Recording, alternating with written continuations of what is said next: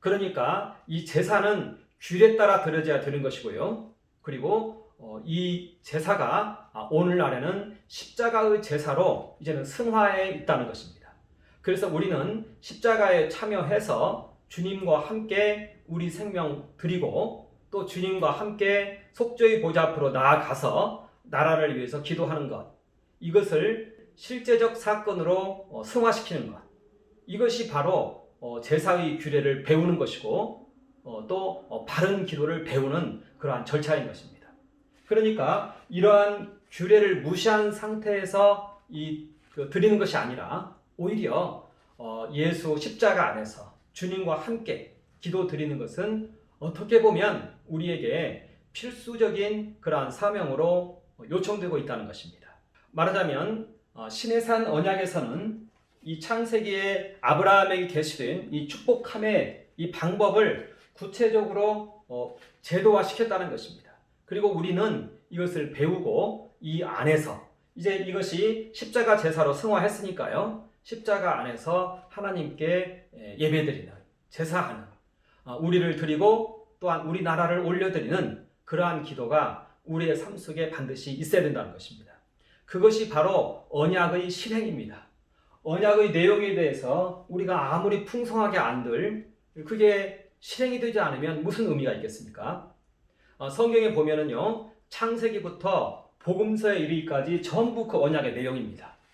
실행과 관련된 것은 이제 각 복음서에 2장씩 정도 됩니다. 그런데 그 실행에 관한 것이 사실은 중요한 것이고요. 이 모든 언약의 내용은 이 실행에 관해서 설명을 하고 있는 내용인 것입니다. 그리고 이 언약은 지금 실행되고 있고 지금 대제사장이신 예수께서 실행하고 있는 것입니다. 십자가 사건은 끝나지 않았습니다. 그것은 제사의 시작을 말하는 것입니다. 예수께서는 지금 속죄의 보좌에서 기도하고 계시는 것입니다. 나라를 위해서 기도하고 계시는 것입니다. 이것이 언약의 실행입니다.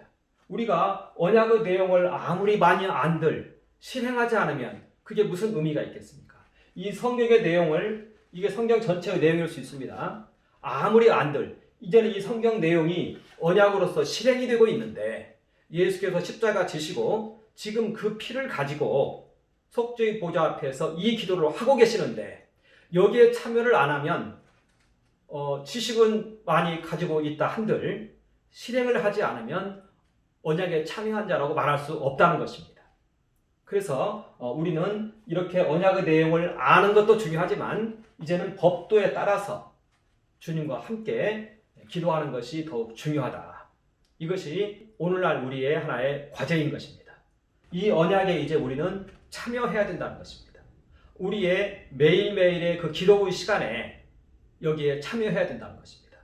주님과 함께 십자가 안에서 자신의 생명을 하나님께 바치고 자신의 생명을 바치는 행위는요, 개인의 의지로는 할 수 없습니다. 그것은 그냥 그 사람 개인의 용기일 뿐입니다. 그냥 어떻게 보면 객기일 뿐입니다. 우리는 우리 개인의 의지로는 그런 고백을 할 수 없습니다. 그리고 그것은 또 섣부른 고백이 됩니다. 우리는 부족하지만 예수님 안에서 예수님과 함께 예수님께서 자신의 생명을 드리는 그 자리에서 우리도 함께 얹혀져서 드리는 것입니다. 나라를 위한 기도도 마찬가지입니다. 주님의 그 기도에 우리는 참여하는 것입니다. 주님께서 하나님의 나라를 위해서 자신의 목숨을 바치고 계시는데 그 기도에 우리가 참여한다는 것입니다. 이것이 바로 이제 십자가 제사의 언약의 실행인데 우리는 여기에 참여를 해야 된다는 것입니다. 이걸 아무리 많이 알고 있다 한들 그것이 지식으로 그치면 안 되고 이제는 이것이 우리의 실행으로 나타나야 된다. 이것을 우리는 말하고 있는 것입니다. 그리고 이제 우리는 두 번째로 우리가 어떻게 이 언약, 이 실행의 현장에 참여할 것인가, 어떻게 이 언약에 참여할 것인가, 여기에 대해서 이제 한번 깊이 있게 또한 논의를 한번 해야 되겠습니다. 오늘날의 제사는요, 기도로 승화했는데요, 예수 그리스도 이름으로 드리는 기도, 이것이 이제 십자가 제사의 기도입니다. 예수 그리스도의 이름으로 드리는 기도, 예수께 속하여서 드리는 기도, 예수님과 연합해서 드리는 기도, 예수님의 생애 속으로 나아가고 십자가의 현장 속으로 나아가고 주님과 함께 속죄의 보좌 앞으로 나아가 드리는 기도. 이것이 바로 이제 예수 그리스도 이름으로 드리는 그러한 기도이고 그러한 제사인 것입니다. 우리는 이것을 이해하기에 앞서서 먼저 우리 안에 있는 정신의 능력에 대해서 한번 살펴볼 필요가 있습니다. 이 그림은 실존주의 철학자들의 이 그림인데요. 오늘날 이 철학이 너무 미흡하게 소개되고 있습니다. 어떤 면에서는 제대로 소개가 되고 있지 않다고도 볼 수 있습니다.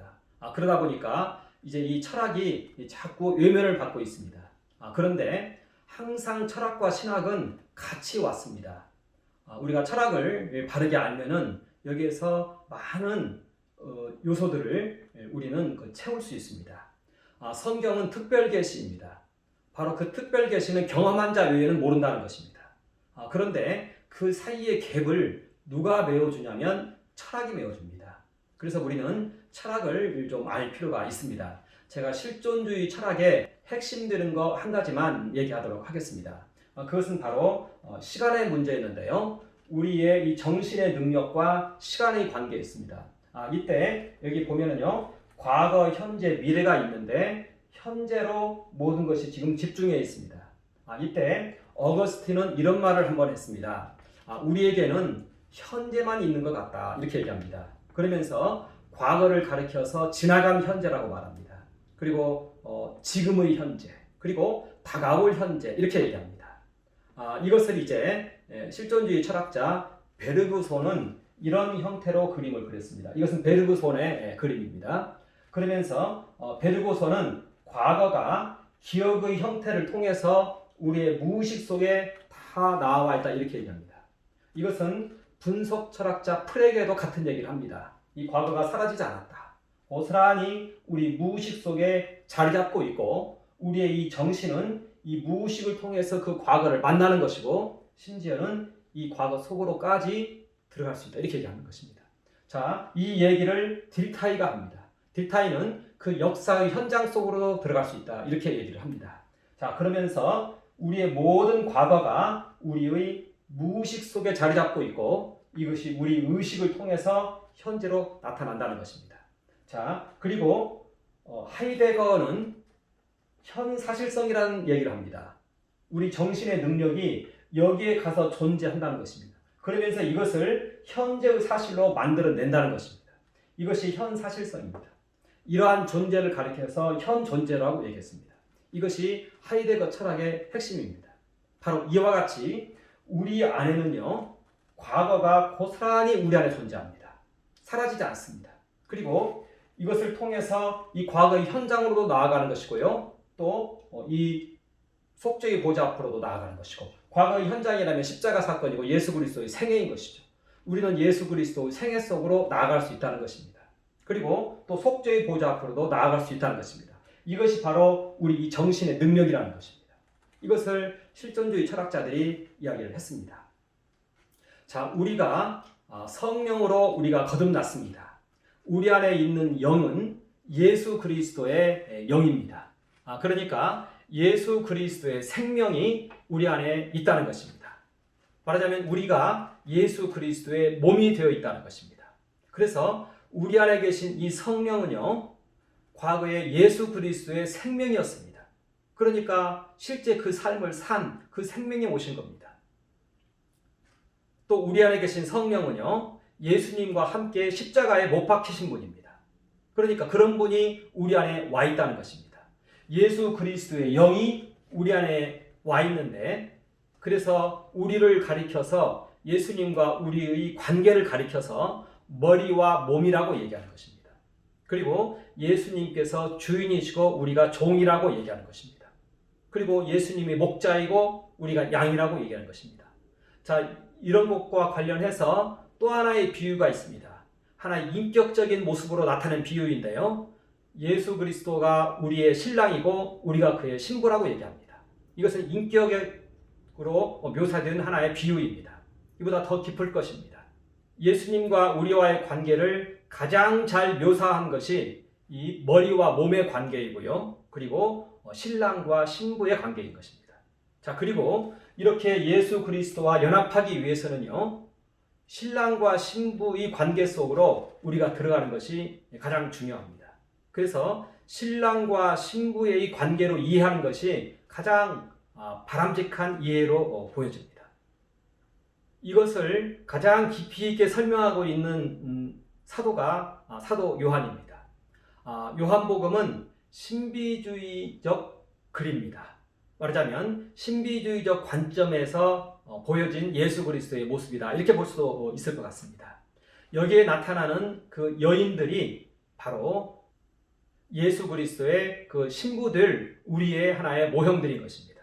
우리는 예수 그리스도의 생애의 현장 속으로 나아가서 이러한 여인들과의 이러한 관계성 속에서 우리는 예수 그리스도를 만난다는 것입니다.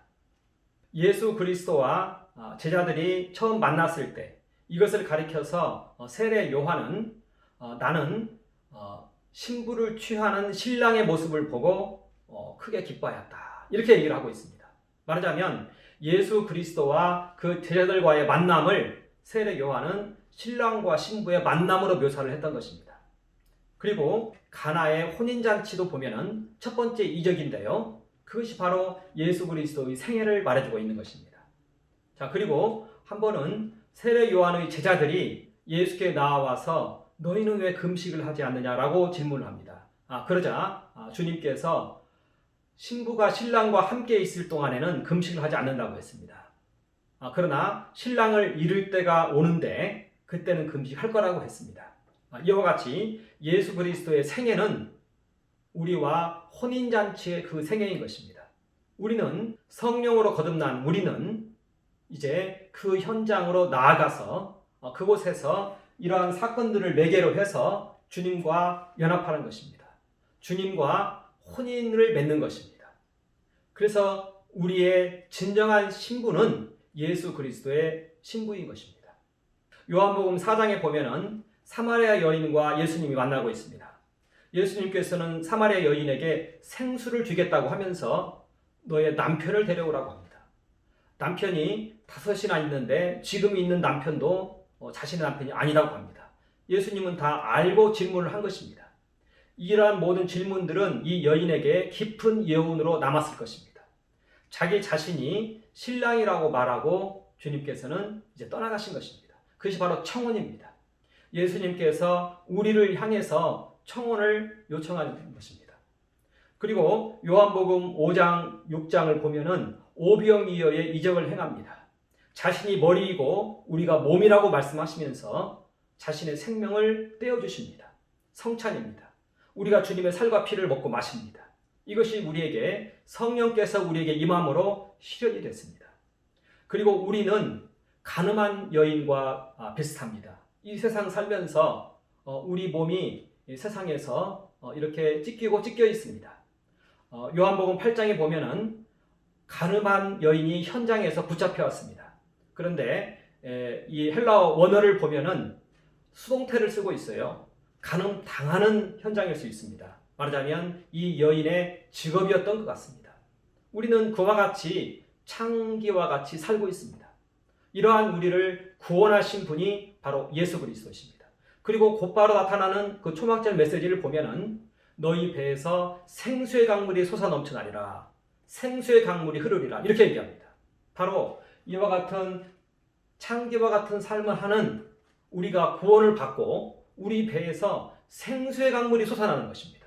이것은 신랑과 신부의 관계에서 파악할 수 있는 개념인 것입니다. 말하자면 우리 안에 십자가가 선다는 것입니다. 그래서 우리를 통해서 보혈이 강물같이 흐른다는 것입니다. 이것이 바로 신랑과 신부의 관계에서 도출되어지는 개념들인 것입니다.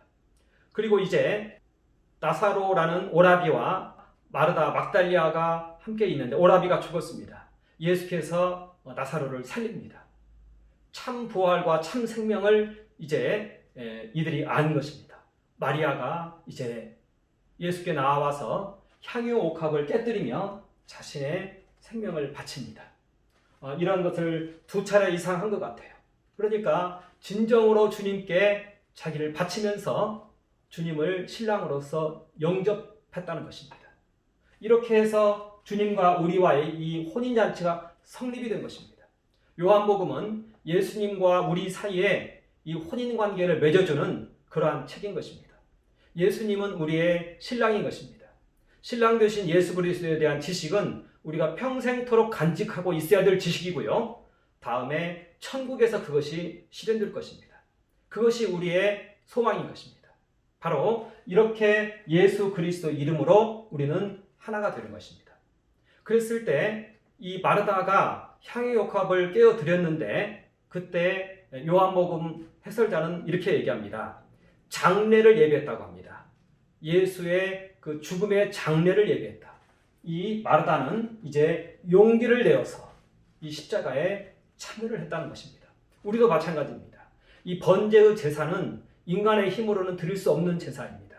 하나님, 제 생명, 소유, 소득, 사업장, 인생, 재산, 현재일, 장래일 모두 하나님께 바칩니다. 이 고백은 못하는 것입니다. 인간은 할 수 없습니다.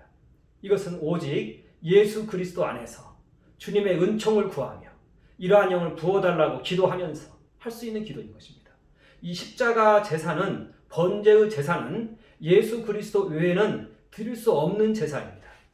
이삭이 자신의 생명을 바치는 이러한 제사를 드렸는데 예수 그리스도께서 참된 그 제사를 드린 것입니다. 그리고 우리는 여기에 참여를 하는 것입니다. 그때 주님께서 그러한 영을 부어주시는 것입니다. 그리고 이러한 영을 받은 자는 이제는 인생의 가난이나 인생의 질고에 대해서 이제는 더 이상 염려와 걱정을 하지 않아야 합니다. 노력을 해야 됩니다. 왜냐하면 이 모든 것을 바친 자의 특성은 염려와 근심을 이기는 자인 것입니다. 이것이 바로 번제의 제사를 드린 자의 태도인 것입니다. 주님께서는 십자가에서 또 우리의 죄를 대속하시고 이제는 하늘에 오르셨습니다. 자, 그리고 이제는 속죄의 보좌 앞에서 우리를 위하여 기도하고 계십니다. 자, 그런데 누구를 위해서, 무엇을 위해서 기도하고 있을까요? 그것은 하나님의 나라를 위해서 기도하고 있다는 것입니다. 나라를 위해서 기도하고 있다는 것입니다. 속죄의 제사가 드려지는 속죄의 소는 이 나라를 위한 기도가 드려지는 그러한 장소입니다. 우리 나라를 위해서 기도하고 있습니다. 한국의 교회를 위해서 기도하고 있습니다. 우리는 여기에 참여하는 것입니다. 속죄의 보좌 앞으로 나아가는 것입니다. 이 속죄의 보좌는 특히 나라가 위기에 처했을 때 열렸습니다. 구약 성경에 많은 선지서들이 있는데 이 모든 선지서들이 전부 이 선지서들을 통해서 하나님의 보좌가 사실은 계시가 되었습니다. 하나님의 가장 깊은 부분이 모세 오경을 통해서 계시된 게 아닙니다. 선지서를 통해서 계시됐습니다. 그런데 그 선지서의 특성은 뭐냐? 이스라엘의 멸망 앞에서, 바벨론의 침공 앞에서, 아수르의 침공 앞에서 선지자들이 다급해서 성전으로 나아가서 기도하면서 열린 그곳이 속죄소인 것입니다. 이사야가 그랬고 예레미야가 그랬고 모든 선지자들이 다 그랬습니다. 지금도 마찬가지입니다. 우리가 나라가 위기에 처했을 때 우리는 혼배백산에서 이 속죄의 보좌 앞으로 나아가는 것입니다. 그때 속죄소에 계신 우리 주님을 만나는 것이고 주님께 우리는 강청을 하는 것입니다. 우리 나라를 위한 기도를 강청하는 것이고 주님께로부터 그 고백을 받아내야 된다는 것입니다. 우리 나라를 위해서 주님께서 목숨 바쳐 기도하겠다는 그 말씀을 우리는 받아내야 되는 것입니다. 이 말씀을 받지 않으면 우리는 이 나라의 문제를 우리가 다 껴안고 있어야 됩니다.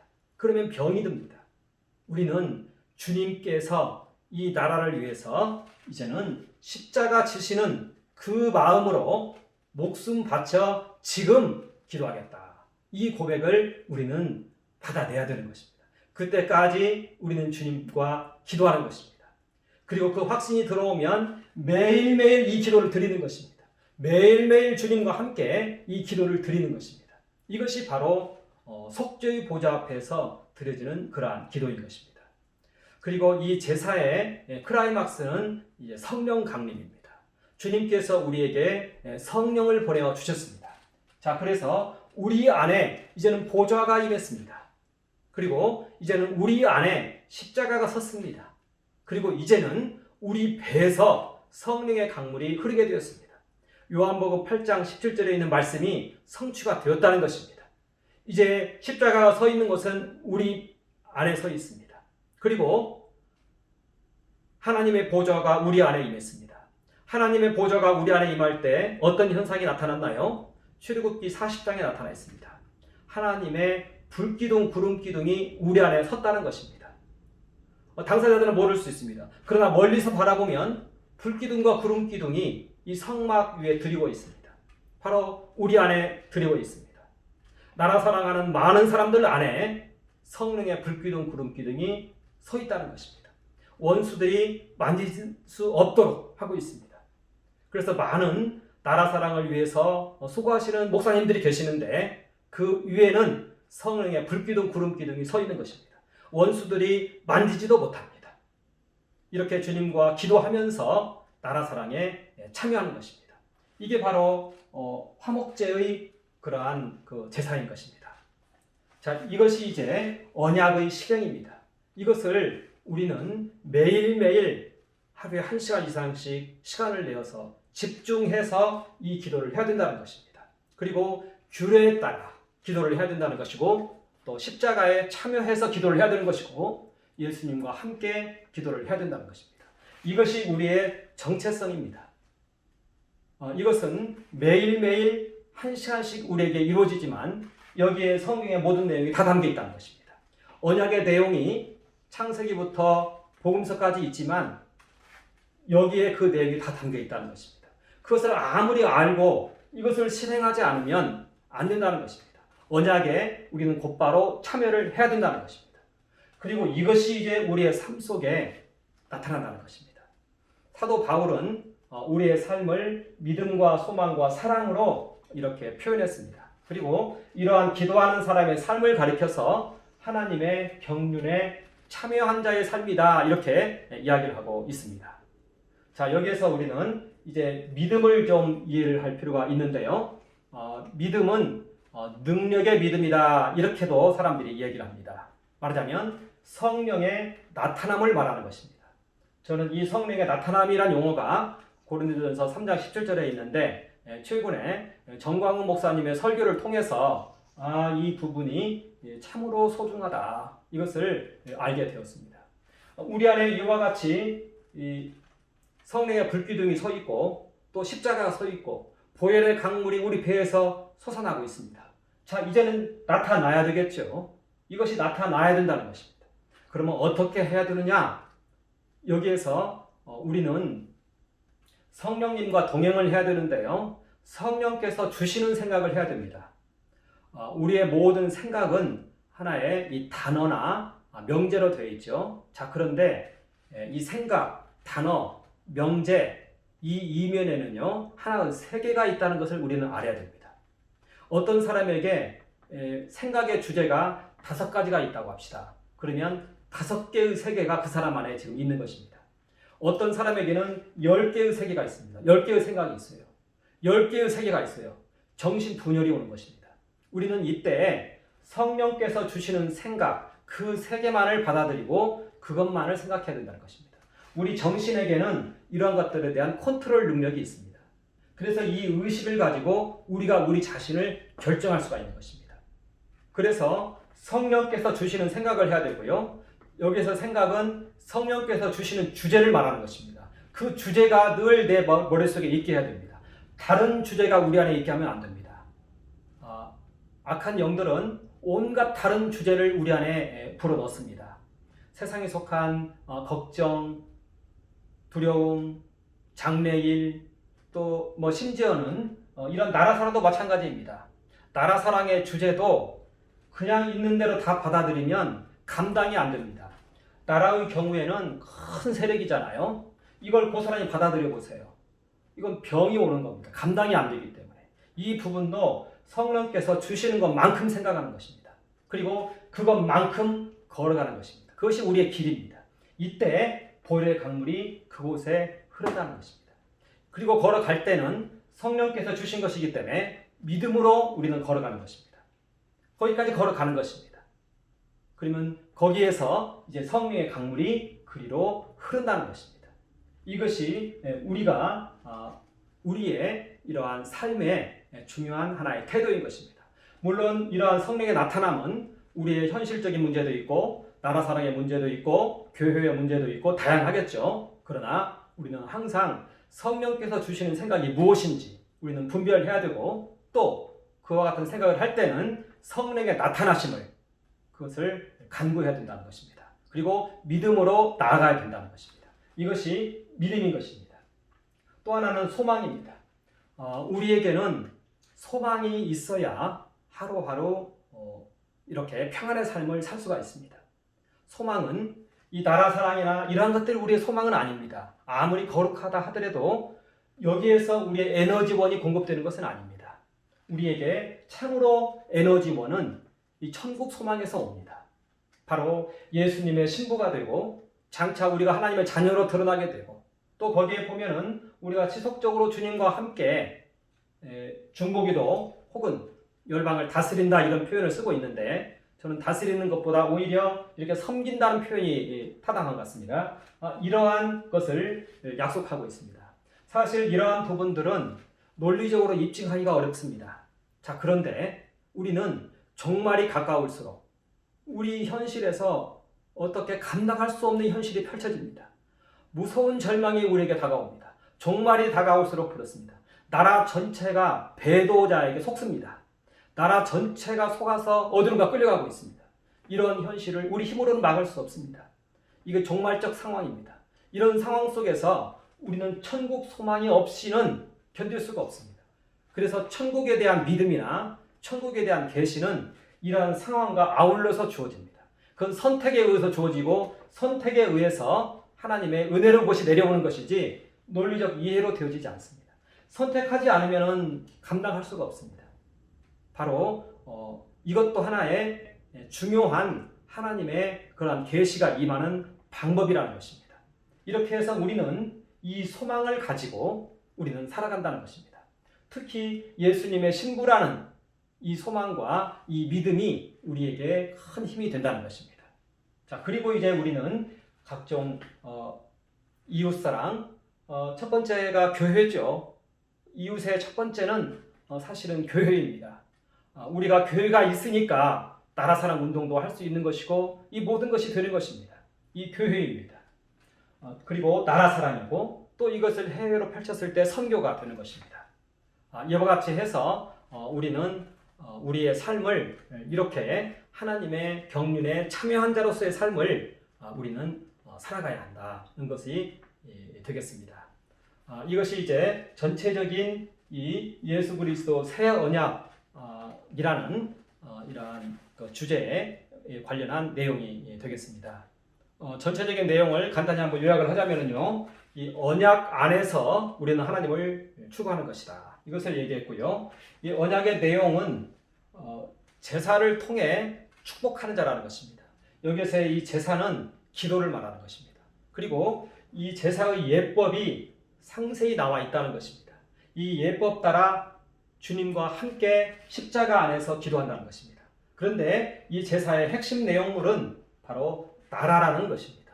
하나님 사랑, 이웃 사랑인데 결국은 나라 사랑으로 하나님 나라 사랑으로 압축이 되더라는 것입니다.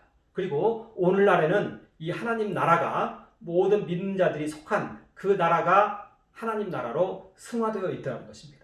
그래서 우리가 속죄의 제단에서 우리가 기도하는 것은 바로 나라를 위한 기도라는 것입니다. 그리고 이 제사는 우리가 주의 이름으로 주님과 하나 되어서 그리고 십자가 안에서 우리를 하나님께 드리고 또 주님과 함께 속죄의 보좌 앞에서 나라를 위해서 기도하는 것이다. 이렇게 우리는 얘기를 했습니다. 그리고 우리의 삶은 성령의 나타남을 우리는 항상 간구해야 되는데 이것은 바로 성령님과 동행하는 것이다. 주님이 주는 생각을 우리는 품는 것이다. 그리고 우리의 소망은 무엇인가? 우리의 힘의 에너지는 무엇인가? 그것은 바로 예수님의 신부라는 소망이라는 것입니다. 그리고 우리는 이제 이 힘과 능력으로 교회를 위해서, 나라를 위해서, 그리고 선교지를 위해서 힘쓰고 애쓰는 것입니다. 이것이 이제 이 책 내용의 전체적인 주제가 되겠습니다. 감사합니다. 잠깐 한번 기도하겠습니다. 하나님 우리 아버지 경배합니다. 찬양합니다. 예수 그리스도의 새 언약을 조차 이제 우리가 우리 나라를 위해서 주님과 함께 십자가 안에서 그리고 하나님의 보좌 앞에서 우리 나라를 위해서 주님과 함께 우리 생명 바치며 기도하는 우리 모두가 되게 하여 주시옵소서. 감사합니다. 예수님 이름으로 선포하며 기도합니다. 아멘.